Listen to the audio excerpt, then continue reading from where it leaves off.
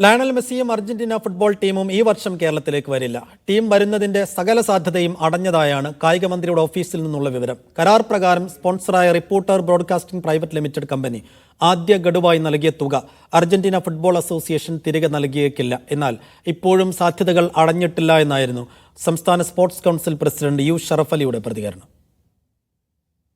ലോകകപ്പ് നേടിയ അർജന്റീനയും മെസ്സിയും കേരളത്തിലേക്ക് വരുമെന്ന് 2024 കായിക മന്ത്രിയുടെ പ്രഖ്യാപനം.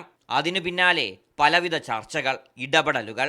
ഒരു വർഷം തീരാറായിട്ടും മെസ്സിയുടെയും അർജന്റീനയുടെയും കേരളത്തിലേക്കുള്ള വരവ് സംബന്ധിച്ച കാര്യത്തിൽ വ്യക്തത ഉണ്ടായിട്ടില്ല. ഈ വർഷം മെസ്സിയും ടീമും കേരളത്തിലേക്ക് വരില്ല എന്നാണ് കായിക മന്ത്രിയുടെ ഓഫീസിൽ നിന്ന് ലഭിക്കുന്ന വിവരം. കരാർ ലംഘനമുണ്ടായെന്ന് അർജന്റീന ഫുട്ബോൾ അസോസിയേഷൻ അറിയിച്ചതായാണ് സൂചന. ആദ്യ ഗഡുവായി സ്പോൺസർ നൽകിയ 60 കോടിയിലധികം രൂപ AFI തിരിച്ചു നൽകിയേക്കില്ല. എന്നാൽ ഇപ്പോഴും പ്രതീക്ഷയും വിശ്വാസവും ഉണ്ടെന്നായിരുന്നു sports council president U Sharaf അലിയുടെ പ്രതികരണം.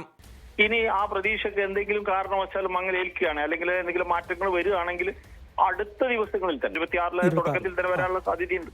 ഇതിനിടെ മെസ്സിയുടെ ഇന്ത്യൻ സന്ദർശനം സംബന്ധിച്ചുള്ള വിവരങ്ങളും പുറത്തു വന്നു. സ്വകാര്യ പരിപാടിയിൽ പങ്കെടുക്കാൻ ഈ വർഷം ഡിസംബർ 12-ന് കൊൽക്കത്തയിലെത്തുന്ന മെസ്സി ഡിസംബർ 15 വരെ തുടരും. കൊൽക്കത്ത, അഹമ്മദാബാദ്, മുംബൈ, ഡൽഹി എന്നിവിടങ്ങളിലാണ് മെസ്സിയുടെ പരിപാടികൾ. മെസ്സിയും അർജന്റീനയും കേരളത്തിൽ വന്നാൽ എവിടെ കളിക്കുമെന്നോ എതിരാളികൾ ആരാണെന്നോ ഉള്ള ചർച്ചകളും ഫലപ്രദമായി നടന്നില്ലെന്നാണ് സൂചന. ഷിജോ കുര്യൻ, മീഡിയ 1, തിരുവനന്തപുരം.